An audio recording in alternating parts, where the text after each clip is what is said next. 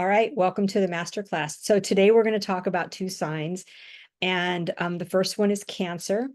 So we'll be talking about Cancer, to nourish, Leo, to create and celebrate.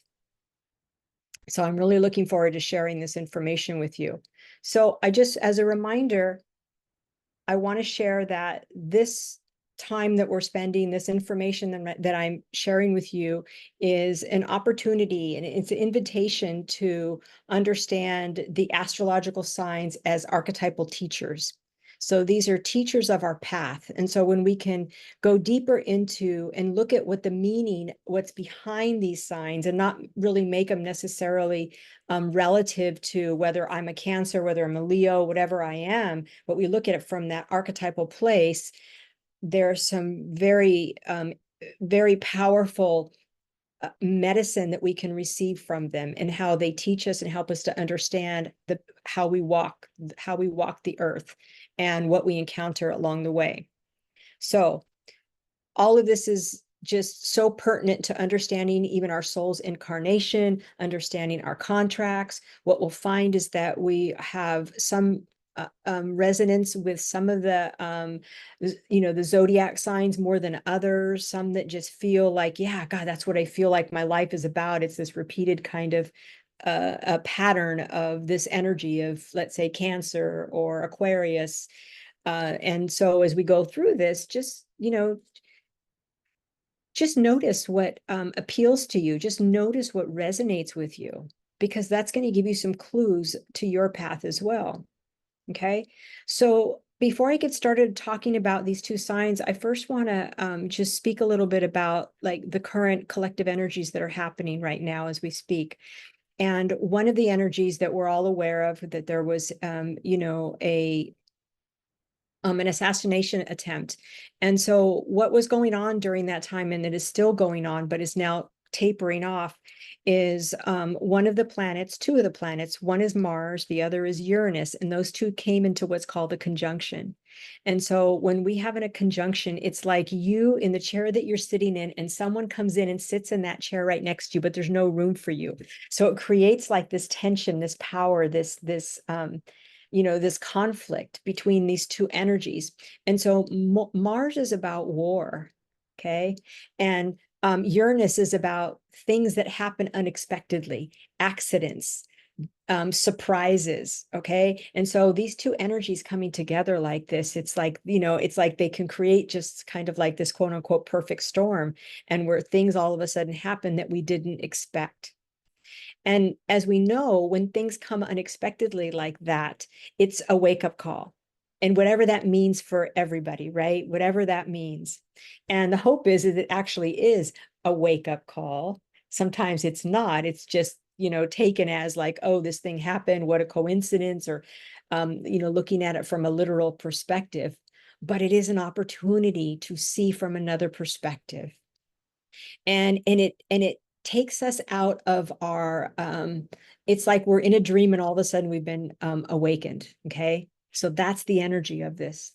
The other thing that is happening, and this began toward the end of June, is Saturn and Pluto have gone into retrograde. Now, these are two major planets, and these are two major planets that influence a great deal of our life. And especially right now, because the United States is in its Pluto return.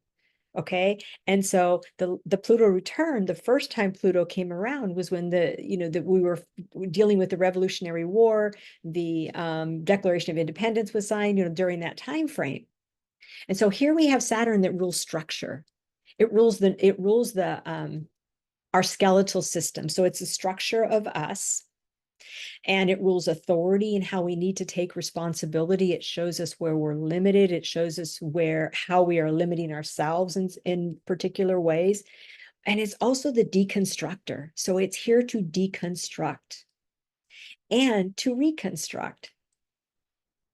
And then we have Pluto. And Pluto is the one that says, surrender or die, let go or be dragged. And it too is also similar to Mars, but even more intense, of the god of war. And so this is this very karmic energy with Pluto and Saturn that's coming up. And so what I have noticed with some of my conversations with clients is that there is a lot of like stuff coming up that has been like under the surface, that it's been addressed before, but it's like it's coming up for like another healing, right? Another letting go. And so what I always want to share with people when this happens is like, don't let yourself go into victim here. Like, don't do that. Don't go down a rabbit hole with this. Know that this is all part of this next level, this next level of vibrational frequency that wants to elevate your spirit, that wants to elevate your, what you're doing here on the planet and your healing, to release the pain and the suffering that you may be experiencing. And the other thing about Pluto is the drudger. It's going to drudge up the shadow. So another piece of this, that what's happening for us right now is that, I hear things like, what is happening? Like, what's going on? Um, like things are falling apart. What's happened to everybody? Like there's all this chaos, and people are acting these certain ways, and we're seeing these things that are just like, this is all, it may seem almost kind of like new, like, why is this coming up? But here's the thing, because Pluto is the drudger, these are things that have always been there. But what's happening is there's a veil that's being lifted. And so when this veil is being lifted, we're seeing what's been under the surface the whole time. All of the upheaval, all of what's going on, this has been there the whole time.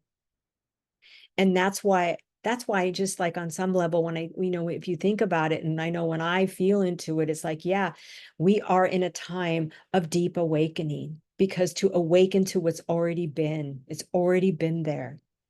And so what do we do when we finally see it? When you finally see, like, you guys know, like in your personal lives, when you finally realize something, maybe it's a relationship, or maybe it's it's an epiphany you have, it's like, oh my God, I see it. Now what am I going to do with it? Right? So that's what's happening. And we are going to experience more. I mean, and that's obvious because of just if I speak just to the United States, of what's happening, what's happened over the last few days, over the weekend, but more is going to come, because more needs to come out.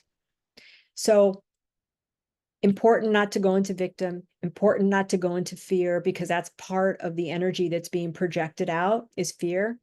So be mindful of that, not only just of what's going on collectively, but in your own life. Pay attention, notice where fear is coming up, notice where you want to control, and you can't control. Okay. All of these are all pieces. It's, as so above, so below. We do our part down here, and that's how we change the external reality, vision, vortex that what we see. Okay.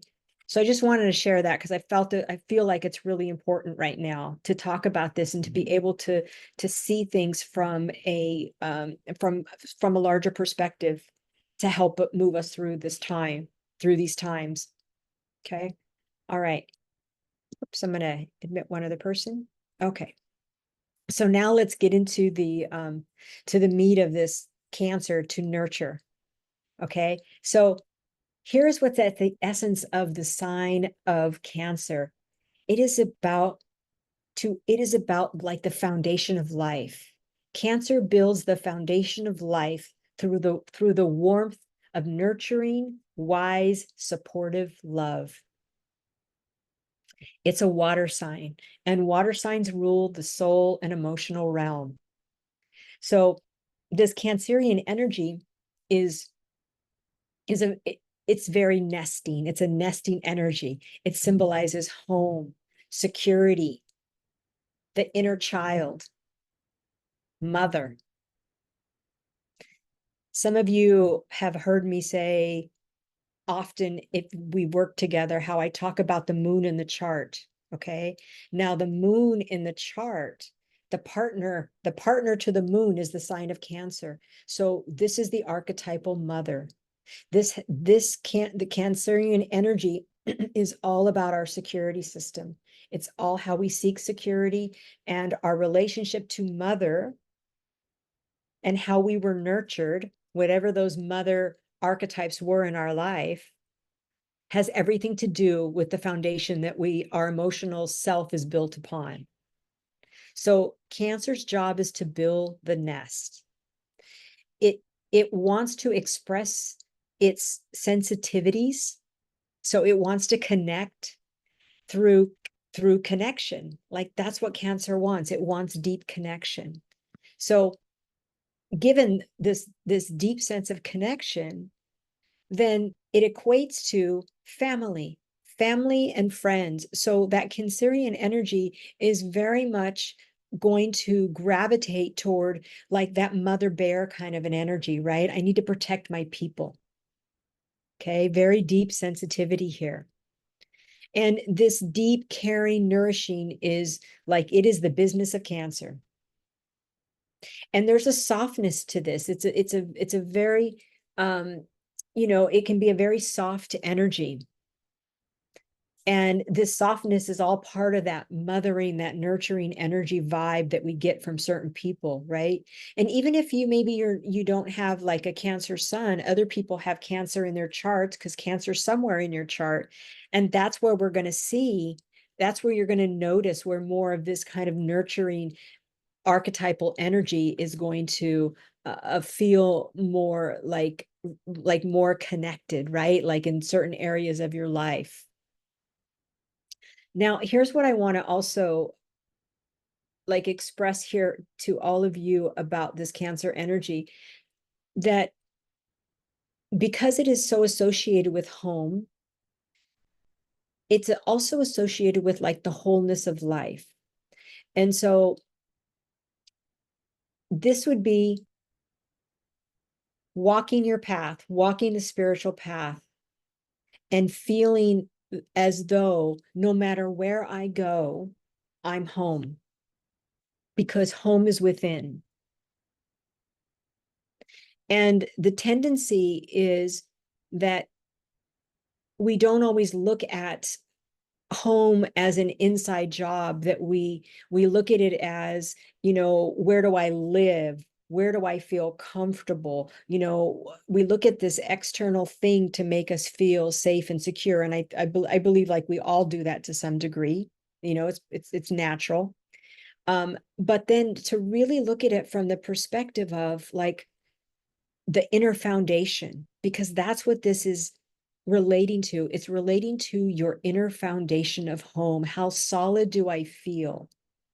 What gets me off of my center? If somebody says something, does it completely get me off to where I can't come back to center, or that I struggle to come back to center? And I get it. Sometimes that happens for us. But it's when we get so far off and we go down a rabbit hole that we struggle to pull ourselves back to this place. So the journey of Cancer is about creating that sense of home from within, so that no matter where you go, you always feel that sense of inner, I want to say safety, but not in terms from safety as a control or as a neediness, but as a security. It's like, I'm good. I'm just good. I'm sovereign. I'm sovereign. So this is a very first chakra, like relatable conversation, because the first chakra is about foundation. It's about our roots. So if mother was not able, or the mother archetypes in our life early in life were not able to give us a sense of feeling safe, then this is where we then struggle to build every chakra subsequent from that first one. And we can always go back and rebuild that first chakra. And I think we go through phases of doing that. Like being in a relationship maybe for years, and that relationship ends, our foundation has been shaken, right? And so what do? We go back and we rebuild. It's all part of that process. And so that's that very Cancerian nurturing. I need to self-care. I need to self-love. I need to to self-accept.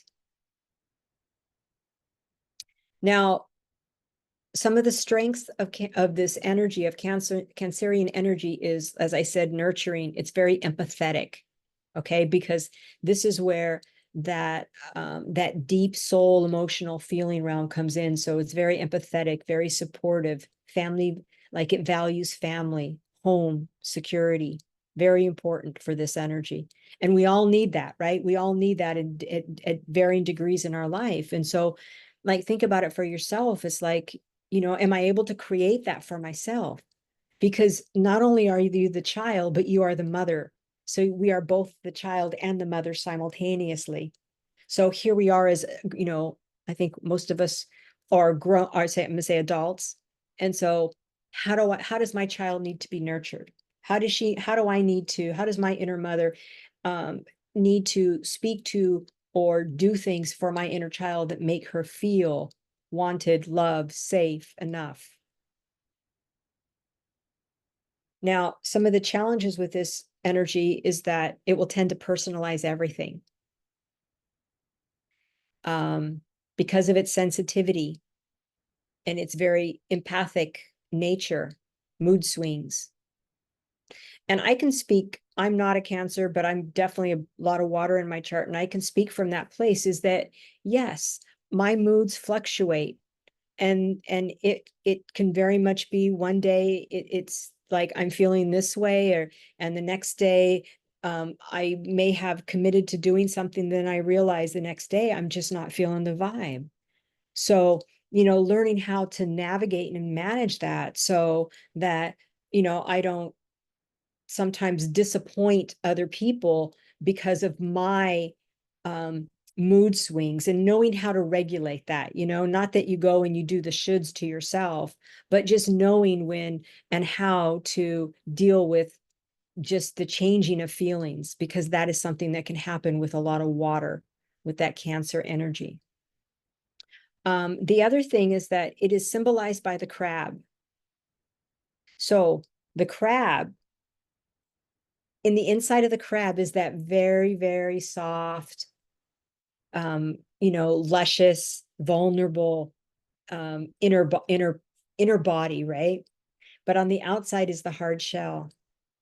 And so this is part of the protection that it has for that soft kind of underbelly of itself. And what is symbolic about that is that is how sometimes this Cancerian energy can come across as, well, I can't let my vulnerability be seen because of my insecurity, because I could feel like I'm going to be attacked. So that's another aspect of this. That's one of the challenges of this energy. But so at the core of this, right, it's about home, it's about feeling safe in the body. It is about the nurturing, the self-love. And I think it's really important to first turn the pointer toward us. Like, this is where we need to start, right? We need to start with our own self. And then we work outward from there, because once we have given ourselves and filled our own cup, we're able then to fill others' cup and more easily, without martyring ourselves, without self-sacrificing ourselves. And that's something that this archetypal mother can very much do, is I'm going to be worried about everybody else, but I'm not going to be nurturing myself. So this energy is very feminine. Okay. It's about receiving.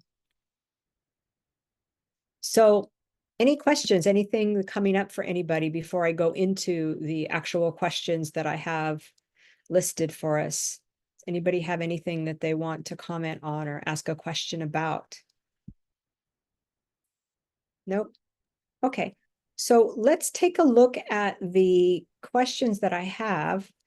And, once again, they're prompts so that we can just start to think about how this plays out in our life. And nobody, you don't need to answer in any particular order.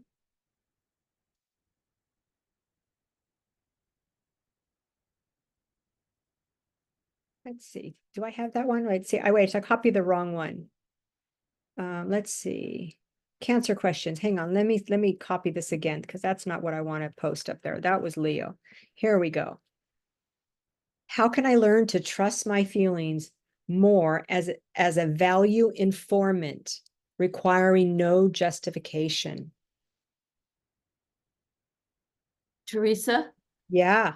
both of them are on there. It's just you scroll up and then Cancer is there. They're both still Yeah. on there. Yeah, but some people join late. Thank you, Brenda. And so they don't get to see them because they only show when people join. So that's why I wanted to post them again. I But didn't thank you. realize that. Yeah. Yeah. So, for example, if you have, maybe you don't have a sun, your sun sign isn't in Cancer, but it's in another planet, like maybe Venus. And so that means is going to be how you do relationship, is going to be this energy.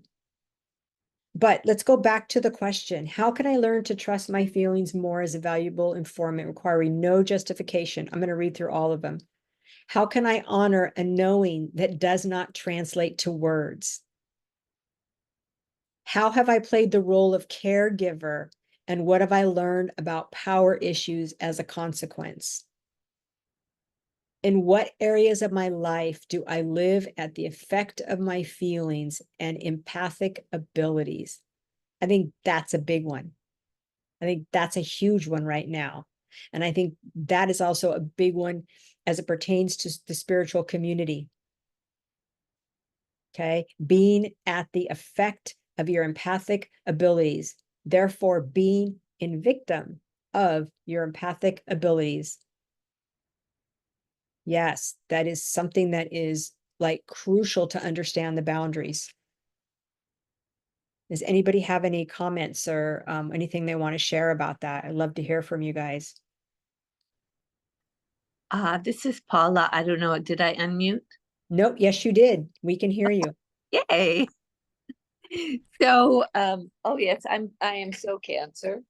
And I definitely feel all of these. I had to learn to trust my feelings. I think I do much better now. Because I had gone against my feelings and it never turns out right. So, I mean, even like whether or not you want to be around someone, or if you said your example about if you say you're going to do something and then you really don't want to do it, how do you minimize the impact on everyone else? So yeah, that one's a definite one. Of course, I've been a caregiver a lot, and you don't have any control as a caregiver. You can only control your reaction. Sure. And so you really learn, well, it's really hard because it's hard to watch somebody suffer and not be able to fix it, and to just be with them. That's what on me, that was a big impact. That was so hard. So I think everywhere you're at the effect of your feelings and empathic abilities. And sometimes I'm really surprised, and it doesn't all come together until after the event. That, oh my God, I really knew that. So, and it's interesting because with this recent switch, Biden-Harris, it's like somehow I had just had a conversation with Maria, and she said, I just have to trust that God knows what he's doing. And that was an interesting switch, and the support behind the switch is what's been so divine. Is all of the people that came to support female, woman of color, someone that's definitely shown competence. So that's just been really interesting to me from the feeling perspective. So that's it. I'm the absolutely a crab. Yeah, thank you for sharing, Paula. Yeah, thank you very much. Is there a list you're looking at, Teresa? Pardon me? Is there a list that you're looking at? Because I can't see one. I can't hear you. You're muted. Teresa, you're muted. No, I know. I'm unmuting. Yes, if you go into the chat, you'll see the questions. You have to hit the bottom of your screen, look at chat, and the questions are in there. Okay, thank you. You're welcome. Heidi. I- I've spent a lot of time reading your questions and thinking about them. And I think every one of them has something to do with trust and intuition. That's up for discussion. I agree. I agree. Okay. Yeah. This is the water journey. The water journey is about the soul and emotional realm. Trust, internal internal guidance, inner guidance. Yes. Go ahead. And don't you think those things take time to hone in on and to actually believe in? Actually to trust in. Yes. Yeah, I think that, well, I think everybody's different. I don't know. I think that everybody's different on how long that takes. And you know, when we don't listen to it, I mean, that's how we learn, by not listening to it sometimes and by listening to it. So everybody has a different experience. Does anybody want to share what that's been like for them? Learning to trust their intuition over everything, over other people, over what the narrative is of what, you know, what you should do or should not do. Yeah. And this all has to do with that word I said earlier, was sovereignty, to be able to stand on our own and saying, I'm home, I'm home, I'm good here. So if I'm good here, then yeah, then I can continue to move forward without doubt. Go ahead. But being good here is not always good. It's not always what we want it to be or where we want it to be or how we want it to be, but recognizing that it is good, no matter what it is Right, right, key to trust and intuition. right. Because if we're thinking it's not good, it's because we're trying to control it. We're trying to Exactly. control something, right? Right. Right. Yeah. Yeah. And I'm So, good with that. yeah. So it would be good if I wasn't trying to control. I have a thought along those lines. I'm just jumping in here. Yeah, go for it. Is that where surrender comes in? Absolutely. Absolutely. Yeah, I'm really intrigued with that second question about honoring. How can I honor a knowing that doesn't translate to words? Mhm. And I love Heidi's comments about intuition and trust. And when it happens, it's so right on, but it's hard to get there sometimes, to find that, to listen.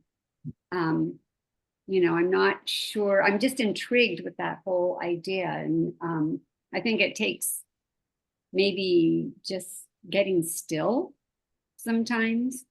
But Are I you- really think the surrender thing is big. So Barbara, are you saying it's hard to get there because you can't hear it, or that you're not trusting it? Oh, you can't, you Well, don't. both actually, both. Okay.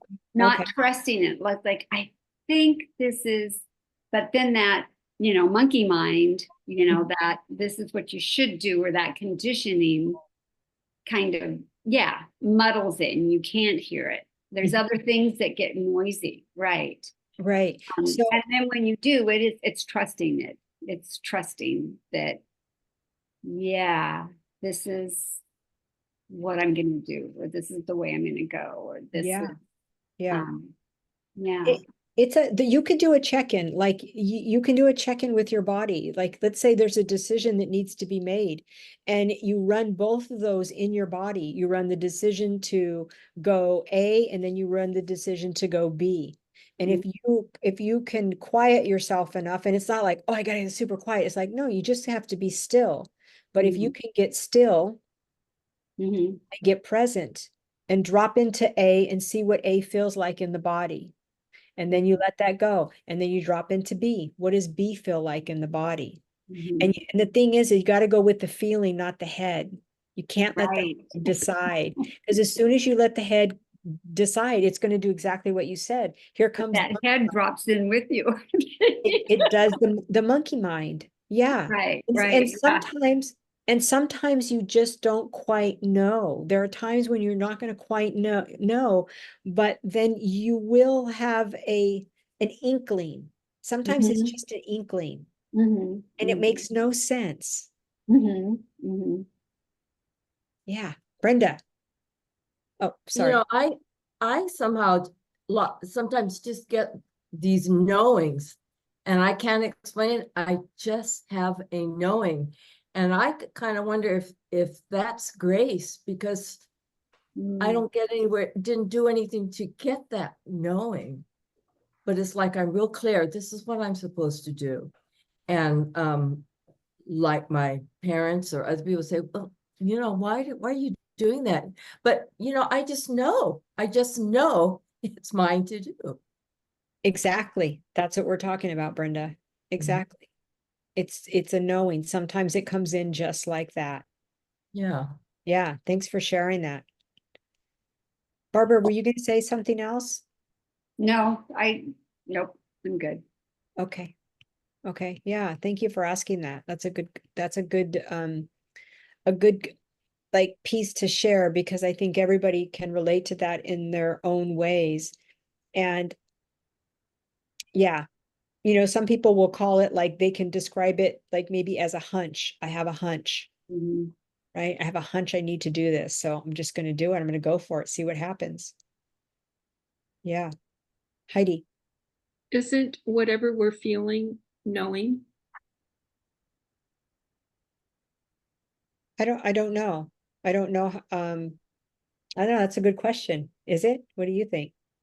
Yes, Okay. because the feeling part is the heart. It is the body. It's not the mind. Well, yeah, I think that's a kind of a little bit of a blur though. I think so because sometimes what we're feeling is just what we're feeling. And also, when I was saying getting a knowing, it was an action to do. And it wasn't like from my head. I just knew from my heart it was mine Mhm. to do, but it was an action, not just a feeling. Yeah, but yes, it was an action, but it was a feeling that created the action is something Yes. that you felt. Yeah. And I know Heidi, I believe Heidi that you're talking about, which I get, it's not what you know, it's just a knowing. There's a Yes. feeling that's a knowing. Yes. Yeah. In that way, yes. But then there's also just the feelings that maybe aren't part of the knowing. They're just feelings that are just kind of all over, right? There's Yeah. that part of feelings. Yeah. But And different. here's the other thing with the heart. If the heart is not awakened, if we're not working with an awakened heart and we're working with a codependent heart or a broken heart, those hearts are going to interpret information differently because they're going to be interpreting the intuition from a wound. And it's really not intuition. It's not as clear. I think that's why I couldn't answer your question like so black and white like that, but I get what you're saying. Yeah. Okay. Pat. Well, what's coming up for me is, and it's happened so many times in my life that I'm in the unknown right now. This last year, you know, I, career ended, a relationship ended, and I'm in the unknown. I don't know what's next, but in my heart, I know it's going to be good because something all better always pops up for me. And I don't know what it's going to be, but I'm comfortable just being in the unknown. Beautiful. Yeah. Beautiful. So you're trusting the process and whatever that process is what I'm hearing. Mm-hmm. Yeah. Like, is it Pema Chodron? She has the book Uncomfortable with Uncertainty. I love that title. Yeah, that's good. That's, yeah. Yeah, being comfortable with uncertainty. Mhm. Yes. Okay. I am going to shift us now to Leo. A much different energy. Whoops. But you will see how they, where's my notes? There's my notes. But you will see how they actually work together. And here's the beautiful thing about the astrological chart, the zodiac wheel, is that each one of these signs, they go 1 through 12, one leads to the other, right? I think I've referenced that before in another class. But here we have Cancer that's all about the nesting. So we're nesting in Cancer, right? And then Leo is like the eggs that are going to be hatching. Okay. It's the eggs that are hatching. It's a fire sign, very different energy. And it's the principle of identity. Like, who am I? And the energy of Leo is the power of the authentic self. So it's extroverted energy, whereas Cancer is more introverted, it's quieter, it's softer, and Leo is fire. Here I am, look at me. If you think about it, like in the little eggs and the little birds coming out, and and there they are, it's like birth, right? So it's the energy of the will to be, it's spiritual the will to lead, the will to illuminate, to shine your light and the light of others, to help others shine their own light, but you shining your own light. It's the energy of the magical child. So it's very expressive, it's very passionate, it's childlike, it's playful, magical. Leo loves to live with a life with an open heart. It understands the importance of the child within each of us and how important that is for us to tap into the magic of our child. So Leo says, create and celebrate. It's creation. Celebrate. Have fun. It's playful, enthusiastic, gregarious, generous. It's radiant. Now, it also has its shadow side, as everything does, so it has its challenges. Leo loves to be admired. It wants to be admired. It can be very headstrong, and it also can be very dependent. And the reason why it can be dependent is because it will tend to seek affirmation from another to validate its importance. Okay. But it is about living the fullness of life. It is about self-expression.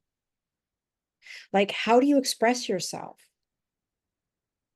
What is your vibe? What kind of vibe do you put off? That's part of this Leo energy, like, yeah, it's vibrant. I know that all of you have probably met people, come across people where you don't feel a big vibrancy, like you don't feel their chi, their life force, because they probably can't feel it themselves because either their creative spirit it hasn't been expressing itself.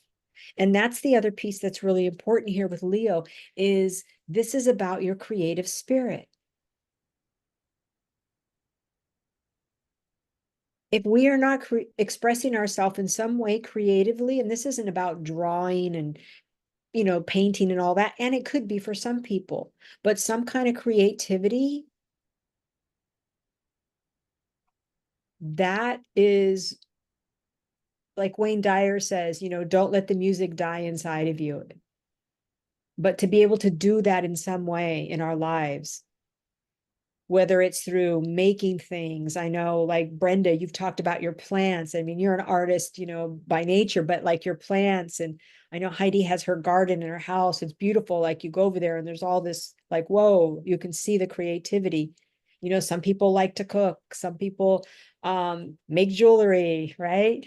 So there's all these different ways to express ourselves, and it could be, it doesn't have to be this thing of grandeur. It's just expression, clothing, creative clothing. I know I'm touching on people's things because you guys have told me things, so I'm just putting it out there.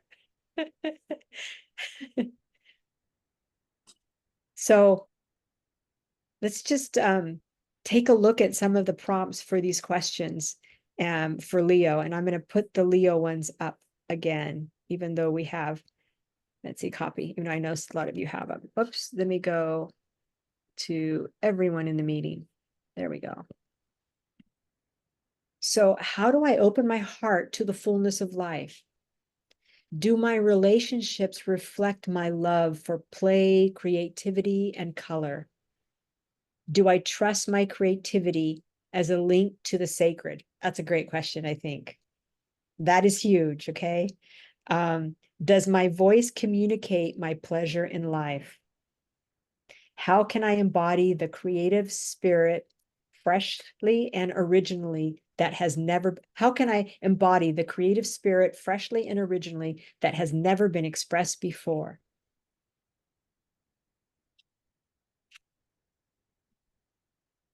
So I'd love to hear from any of you that want to touch in on this Leo energy. Are you tapping into your Leo energy? Are you tapping in? And these are ways to answer that, Pat. Well, I happen to be a Leo. And it's funny because the first part of my life, I was very quiet and introspective, scared to say a thing. But you talk about color, my home reflects color. I've read like red in every room in the house, and I love living in color, and that's what my art, was when I was doing it. It was very colorful, and yeah, so that yeah, I don't know. Let me think. The first thing I said about being in the unknown is, I can be comfortable there, and I'm trying to think what else came up for me because so much, yeah. Thank you, Pat. Mhm. Yeah, I love that. I live my life in color. That's great. It's beautiful. Yeah. Leslie. I'm looking at these questions and, oh, by the way, when you sent us the email, I just Xeroxed it. So I've got them. So if anybody wants to do that, it makes it easy. So anyhow, number one in both categories, Cancer and Leo, I think they can go together. That's how I'm looking at it. Do I open my heart to the fullness of life? And then the Cancer is, how do I learn to trust my feelings more as a valuable informant? To me, I don't know. They just kind of go together. Yeah, good point. Yeah. Yeah. And as far as the intuition thing, I've been just dwelling on this since we started, because I went for over 20 years in my job that when I trusted my instinct, it was good. It was perfect. My problem is I would just pull back and I just couldn't get to it. Once in a while, I would trust my instinct and it always worked. But then for the most part, I didn't trust my feelings and I would get so mad because they wouldn't work. How do you let that go and just go for it? Anything else in life, I just say, let's go for it. When it came to my job, I would pull back. Any Yeah. answers? Any Well, ideas? I think the first answer that comes to my head is like letting go of control, letting go of like, am I going to make a wrong decision? Yeah. Right. And Yeah. that's where we get caught up in that right, wrong thing. And I get it. Like we all get that to some degree, right? But if we live life from a right, wrong, then we've already put ourselves on living like a very polarized life, a very split life. It's got to be this way or this way. It's going to be right, wrong, black or white. So life isn't like that, right? Like Pat said, No. I mean, live life in color. So it's going to Yeah. be different things. Yeah. Yeah. Okay. So, and I think it's also the mindset that we also grew up in where, oh, you made a mistake, right? That whole concept of a mistake or you failed. Like these are all constructs. These are all constructs that aren't true. It's like, no, we learn when we do things and it didn't turn out how we were expecting it. We learned from that. Hopefully we learned from it. Mhm. So, you know, Yeah, there's I wish I could go back 40 years and redo it. I mean, as much I loved my job, I absolutely loved it, but boy, I wish I could go back and redo it now that I trust the instincts better. So yeah, I always hesitate. Mm. Thank you. Thank you. Thank you. And it's also trusting yourself. It's Mhm. also trusting ourselves. That's a big piece. We've got to really come to trust our own, just to trust ourselves. Okay. Yeah. Heidi. To not be fearful of trusting ourselves and our instinct. I think fear plays a big part in the decisions we make every single day, all day long, all the choices that we make. Fear can do a lot to the psyche. And I'm wondering, what would you do differently in a job if you could do it over again? Since you loved it so much and it felt so good and so right, what would you do differently now? Well, I would act on my instincts better. I was a commodity futures trader. And so it had to be instantaneous, second. And I had no problem trading that fast. I had no problem with that. But I would think, gee, I want to buy this. I want to sell this. And you have to do it within seconds. Mhm. And I would always question myself. And when I did not question myself, it would work. So why it never, I mean, 20 years I did that. And why it didn't just click and have me do it all the time. But maybe it did click and you're looking for a different answer. I'm sorry. Maybe What? it did click. You made the right choices at that moment. When I listened to my instincts, I did. But then I would doubt myself. Okay, so let me jump in here because I want to explain what happens there. So if we have not dealt and worked through particular fears in our life, those fears are going to interrupt our intuitive voice. It's what's going to get us not to listen to our intuition because it's our fear that comes in and hijacks it. Yeah. Okay. And so that's what stops us. Like Heidi was saying, it's the fear. Yeah. Yeah. Okay. It- Yeah, it- it was. It was it's the quite fear of, yeah. fear of losing money. Hmm. Yeah. I mean, it becomes actually kind of simple, you know, like, oh, I don't want to trust it because I'm afraid. I'm Hmm. afraid. But it's all about like the surrender. Somebody said that earlier. I forgot who said it. Maybe it was Barbara. Yeah, it's the surrender. I'm just going to surrender to it. Hmm. And I In did too much. Yeah. Thank you. And- Thank you, Leslie. Is there, could it also be that when you followed your instinct, that was the right thing to do and you did well, but Mhm. maybe the questioning was also your instinct. Mhm. Yeah, And- I see what you're saying, but my instincts would tell me to do something and then that doubt would come in and I wouldn't do it. Yeah. Yeah. Well, Yeah. then in those situations, are you saying that you should have done it? Yeah. It good? Yeah, I should have listened to my Oh, instincts instead of Yeah. that doubt. Yeah. I can relate to what you're saying, Leslie. Yeah. As a, I'm not a big gambler, but I have my time at the tables, and Uh-huh. same thing comes up at the tables when I'm gambling. It's like, okay, that's what I'm doing, feels right. And then that feeling will come up of doubt. Yep. I should do it, but I'm afraid because I don't want to lose that money. And then Yeah. boom, hit, and I missed I know. it.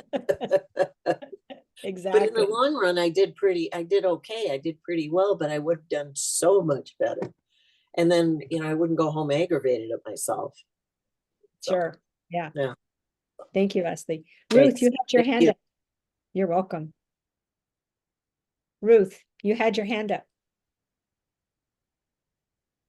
I was wondering if you could expand a little bit on number 3 under Leo. Do I trust my creativity as a link to the sacred? Could you, I'm not quite grasping that.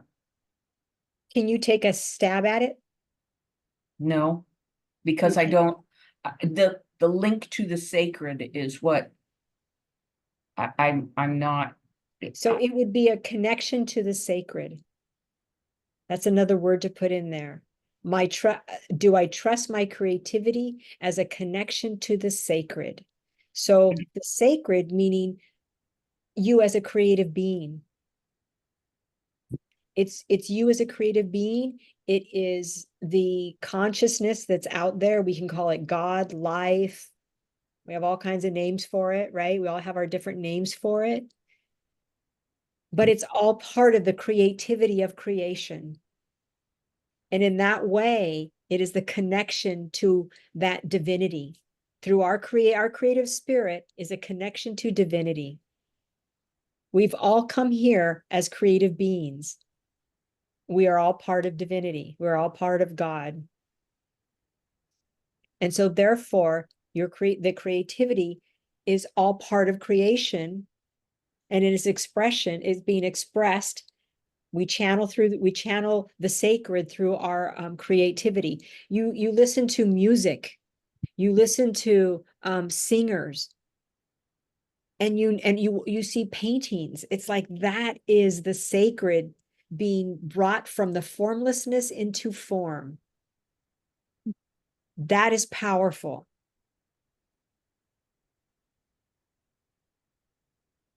Brenda. Well, I was thinking when, in answer to what you were asking, Ruth, whenever I meditated before I did a painting, it always came out better. And then, I don't know if you remember, but, you know, when I wrote my mission statement, that made it come out better too. So it was connecting with spirit before I did it. That's how I really had a real link to the sacred. Brenda, are you open to sharing that mission statement? Sure. Yeah. Yeah, it took me a long time to write it. It was short, but it took a long time. But it was, God, now how does it start? Oh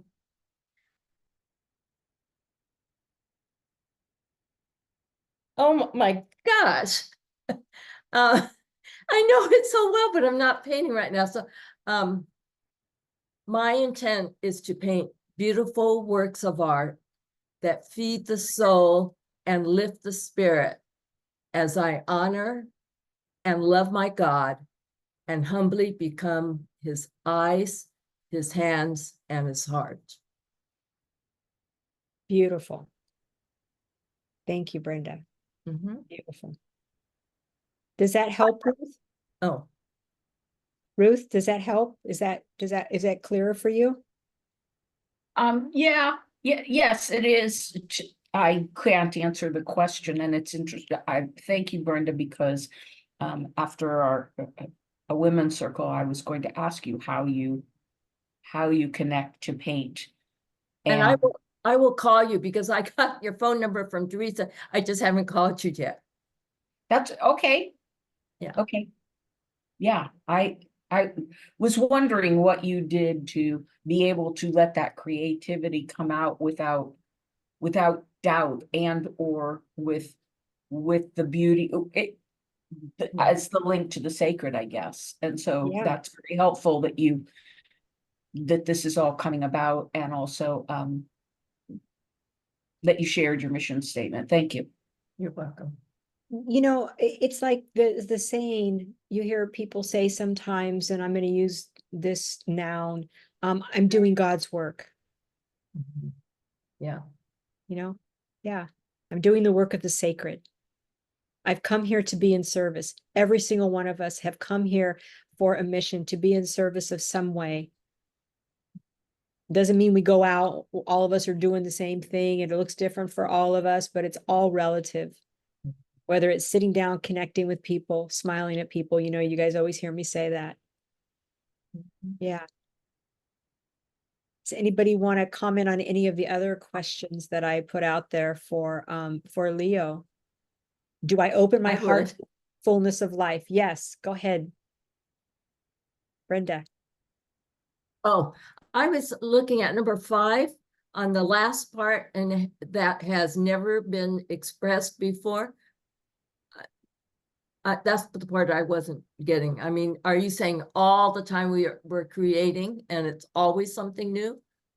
I'm not No, sure what that means. that question was more like kind of like what your journey you shared with us before, Brenda, where you went from your artwork to now you're expressing creativity through the plant world, through the plant kingdom.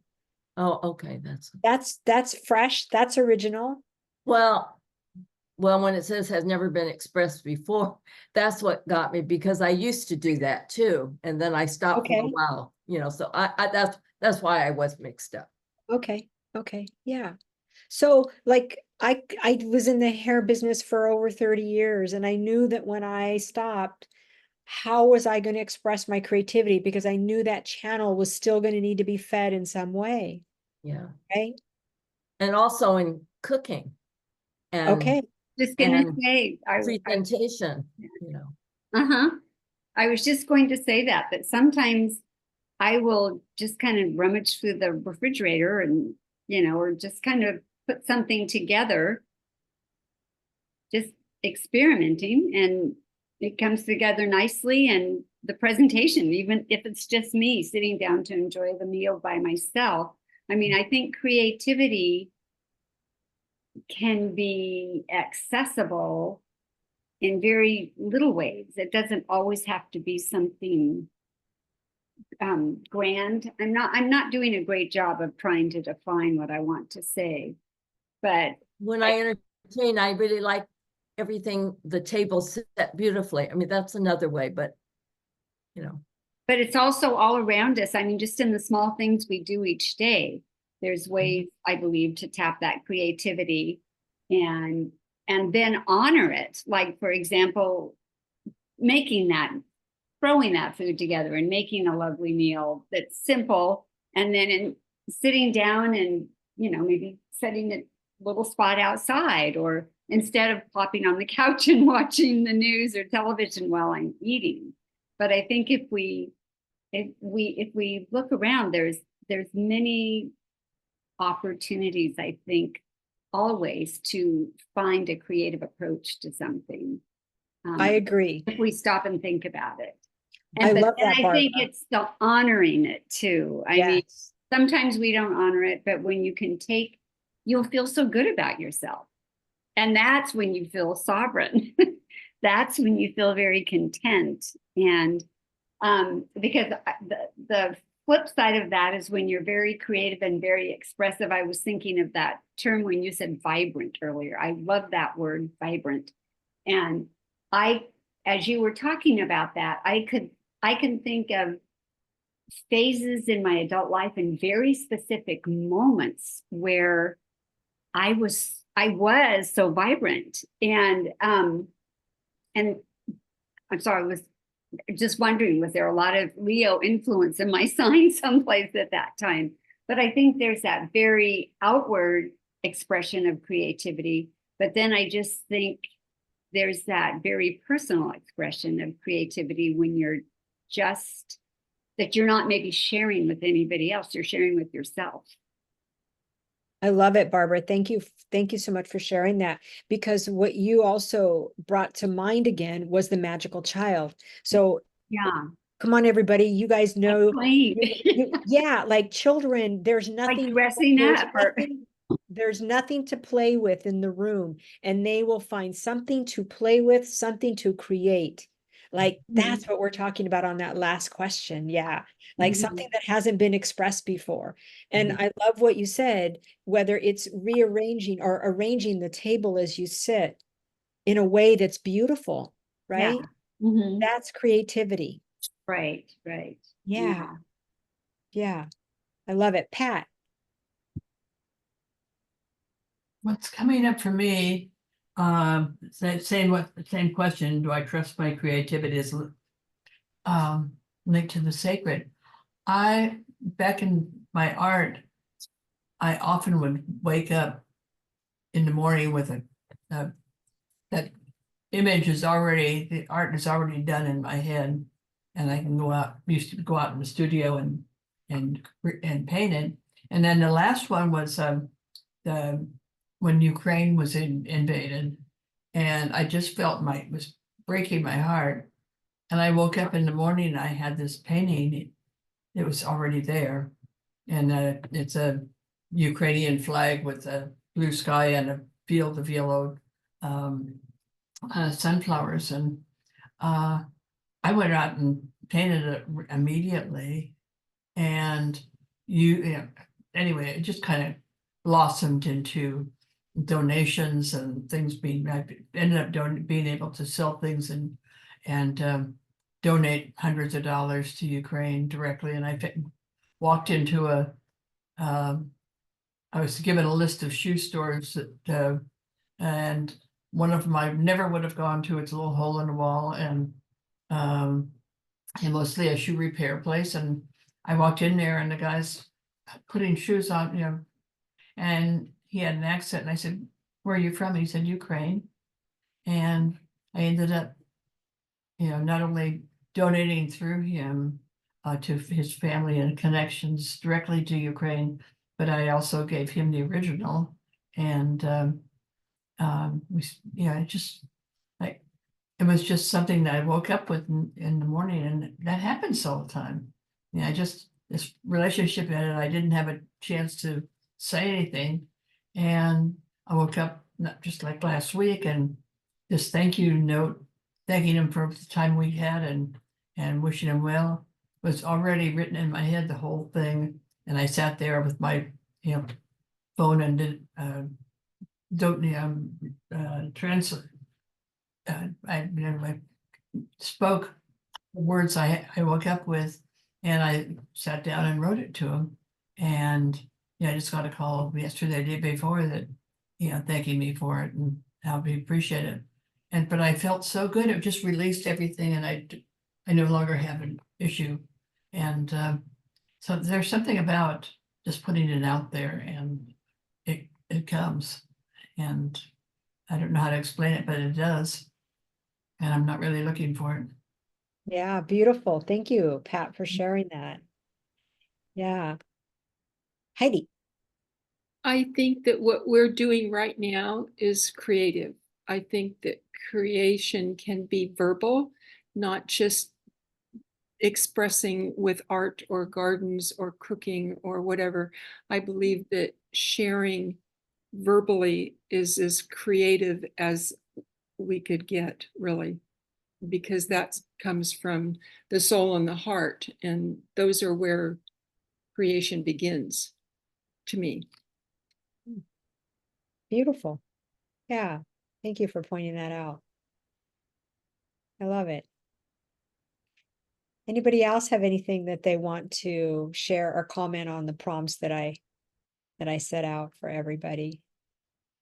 We'll close it up here in just a moment, but I just want to make sure that if somebody else wanted to comment. Yeah. Heidi, were you going to say something?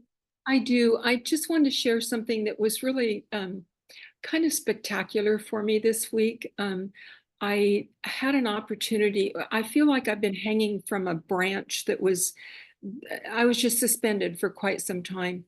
And I had an opportunity, very, very short-lived, where I had to make a choice between being selfless or being selfish.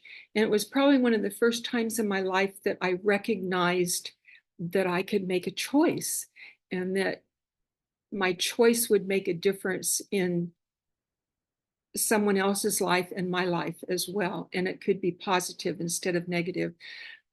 It was just amazing. Anyway, I hope you all have that amazing opportunity at some time or another in the next few days. It's magical. You're laughing. Well, I'm laughing. It's not laughing at, it's just laughing in like, yeah, we get to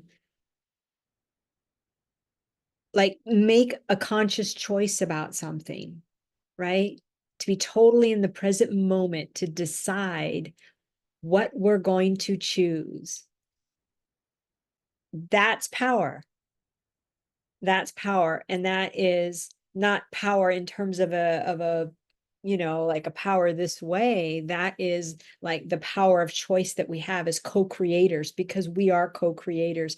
And what am I going to create in this moment? Am I going to create something negative, or am I going to create love? Right? Am I going to create negativity or love?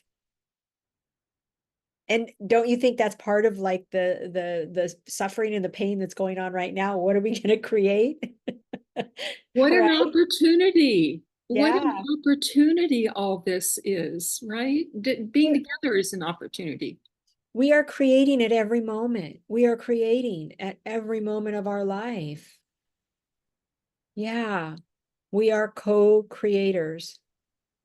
And, you know, learning what we can control, what we can't control is all part of, you know, the process. It's all part of the growth. It's all part of the freedom, the freedom from suffering, the freedom from separation, all of that. Very powerful. Yeah. So if anybody has nothing that they want to share in this last moments, I'll give it one more look over, see if anybody has anything that they want to share. Brenda? I just love what you just said, because I hadn't stopped to think about it. That, yeah, our thoughts, everything, every day we're creating. I was thinking of it more materially, but so I really appreciate you saying that. Yeah, yes. Thank you for commenting on that, for noting that. Yes, we are creative beings. All right. Well, it has been a pleasure, everyone, to spend this time with you. And I really appreciate all of your, you know, all of your feedback that you've given, everything that you've shared. Paula, you have your hand up. Do you want to say one more thing? Our last note? Please Oh, do. I'm gonna comment on, but I don't know if I'm muted or not. You're there. Oh, you can hear me? Oh, yeah. I think I'm glad there was a discussion of creativity beyond the material world, because I think my creativity came out in the way I got my work done and in problem solving. And in caregiving, how to find resources was and how to get them to work is my most recent what I'm thinking. But as an activist in my work and everything, it was like, how do you plan? And how do you creatively plan so that you get other people with you? So that's it. Yeah, thank you. Thank you, Paula, for sharing that. Okay.